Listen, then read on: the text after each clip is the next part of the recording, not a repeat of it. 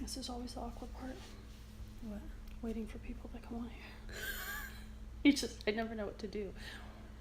I'm always like, because when you post to, well, actually, I think you can edit it to post it to Facebook. Michael Gass! What's up, stud? You out there putting out fires? I'm always happy when people start coming on here, because I gotta tell you, the beginning of these things are always the most awkward. It's like the first time I ever film something, not knowing where to put my hands, is how I feel each and every time I log on here. What's up, you guys? I wanted to give you guys a little preview of, like, I've got my personal stim machine happening on the back, and I got so many direct messages from my story yesterday about Colleen Davis is in the house. Listen, if you guys want a shout out, make sure to comment on here and let me know who's on here. Just sitting here with this belt on, getting a little stim on the old back. Hey, I want to say, working on the 12-pack, guys. Michael Gasperson, my best friend, literally grades like 1 through 12. We got mistaken for identical twins all of our childhood, and pretty much ran around every day of our lives for the first grades 1 through 8 is on here. And now he is a firefighter paramedic after being a big NFL football player. So he is, say hi, George. Love you so much. Okay, so I wanted to get on here and just quickly, I got so many direct messages yesterday about what the heck was going on when I got a shot in my butt. And I have two bulging discs. I had a little accident when I was going into my freshman year of high school, where I was standing on a palm tree stump on a water skiing vacation. One of my friends came and held my legs, and the stump was uneven, and I fell like probably from about 8 feet from where my butt was. And it was okay. I mean, I couldn't move at the time that it happened, but ever since then, all through my sports career, I had, just kind of like plagued with back pain. And so, but that actually was one of the greatest, it actually turned into a huge blessing, because, when I became a trainer, I have so many different methods for, helping people develop their legs and get all that muscle definition without having them do heavy squatting, right? So, but basically, I wanted to talk to you guys tonight quickly about a thought I was having earlier, because about once a year, because I lifted so heavy, so many years of being an athlete, basically once a year my back will just get itself into a tizzy, and the bulging disc will start pushing on the nerve, and then things are not pleasant from there. So yesterday I went in and I got an anti-inflammatory shot, and that typically shuts everything down, and in a couple days I'll be feeling a lot better. But one of the thoughts that I was having today is that so when I go in to get shots, depending on who the doctor is, over the course of probably the last 3 years, this didn't happen yesterday, but it has happened almost every time I've gone in for a shot in the past. The doctor will offer me a crazy painkiller. And typically the types of painkillers that are prescribed in situations like these are heavy opiates. And so this is like on a more serious note that I'm doing this live stream right now, because I was deep in thought today, because I so let me back up. Opiates like Oxycontin and Percocet and Vicodin. Oxycontin is basically in the streets it's called hillbilly heroin.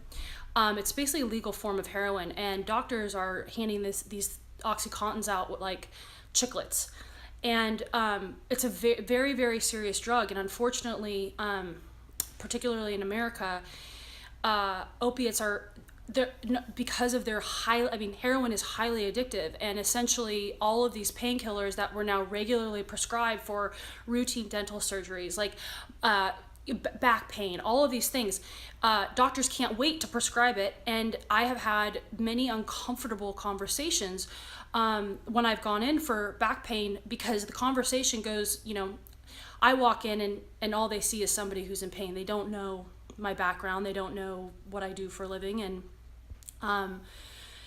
And after I get the shot, it's like, okay, and we're going to prescribe you Vicodin and Oxy and, whatever else, these muscle relaxers, and I'll politely decline.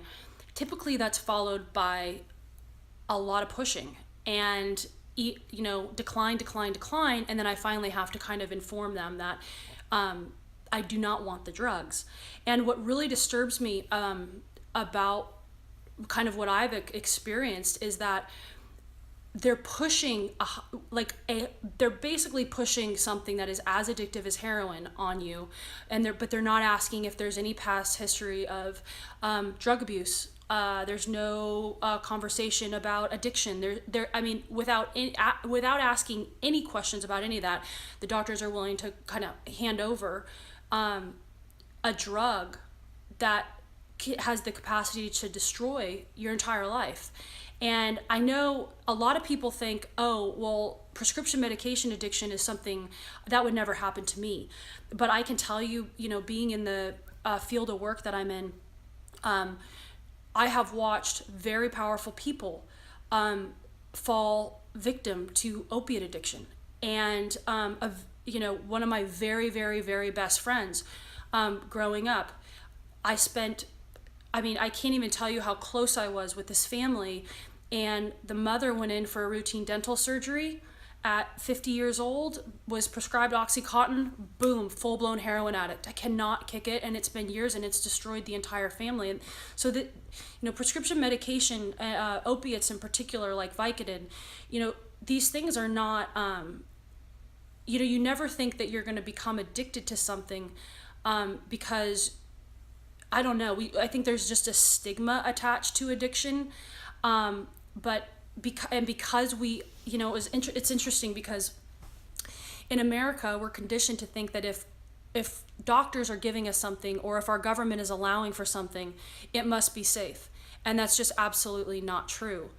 And so the reason that I've got, the stim machine, and I went in and got the shot yesterday, and what I wanted to say to you guys today was that I was having this thought, because if I allowed myself to be prescribed one of these opiates, obviously my back pain would be gone, and I would, feel free as a bird. But on the other side of that, it would also decrease the amount of irritation to the nerve, which would allow the problem to get better, the back pain to get better a lot quicker, because it would shut that nerve down. I won't take them. I won't allow them to prescribe me opiates, because I know how addictive they are, and I know that they can destroy your life. And it doesn't matter who you are, and what you know, or what your past history of addiction is. All it takes is one. One of my friends growing up, her dad was, and by the way, These aren't families that come. These are powerful families, happy people. And I remember her dad telling, he had a past history with drugs, and he just said all it took was one line of cocaine, and I was hooked. It wasn't that I was unhappy. I was at a party and somebody offered it to me, and I thought, why not? I'm young. He's been dealing with that issue, and luckily has been clean for many, many years. But he said to me, I remember I was really young, he said, all it takes is one time of putting something in your body that's highly addictive. And so, the best way to avoid an addiction is to not take it, period. And so as I was, today I was still in a lot of pain, and I was walking to do an errand, and I had a thought that I wanted to just share with you guys, which was that, I thought, gosh, it would be so much easier if I, to have one of those prescription pills, because I would actually be way on the other side of this pain right now. And then I thought about how many people are, I was thinking, when did we become a society that that we're so afraid of being uncomfortable temporarily? It's like we become so conditioned to allowing ourselves to be taken out of being uncomfortable. Like, oh, I feel oh, I have a sneeze. Oh, I have an itch. Oh, I have a pain. Let me take something. Let me medicate myself because God forbid I'm uncomfortable for 2 seconds. And so I was thinking about that today, and I was thinking, gosh, I wish I could allow people to actually see the like that I am in.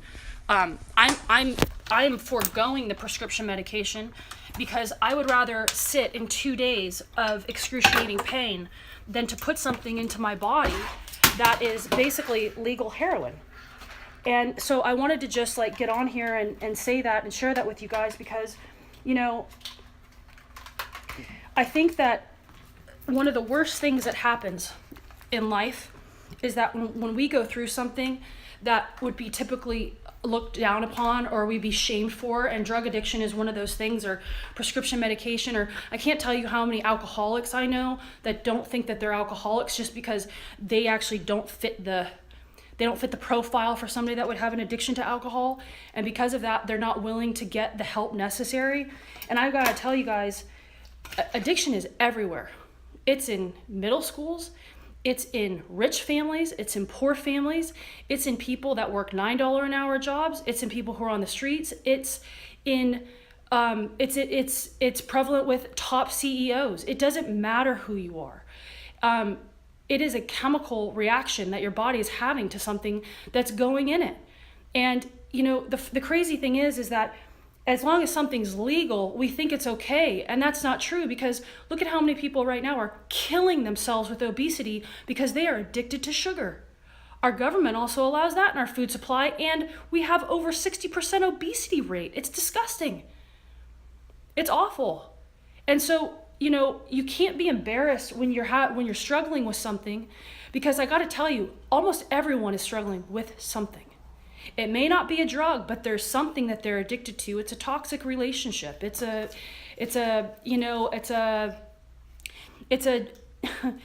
negative thinking. It's something, it's a habit that they actually can't break. It's a cycle that they can't break. And so, you know, because of that, you know, one of the things that I've actually, you know, I just felt like when I was walking around today that I was having a conversation with a friend of mine yesterday, who's one of my closest friends, and she's just a super big boss, and very powerful, very, very, very powerful. And I said to her,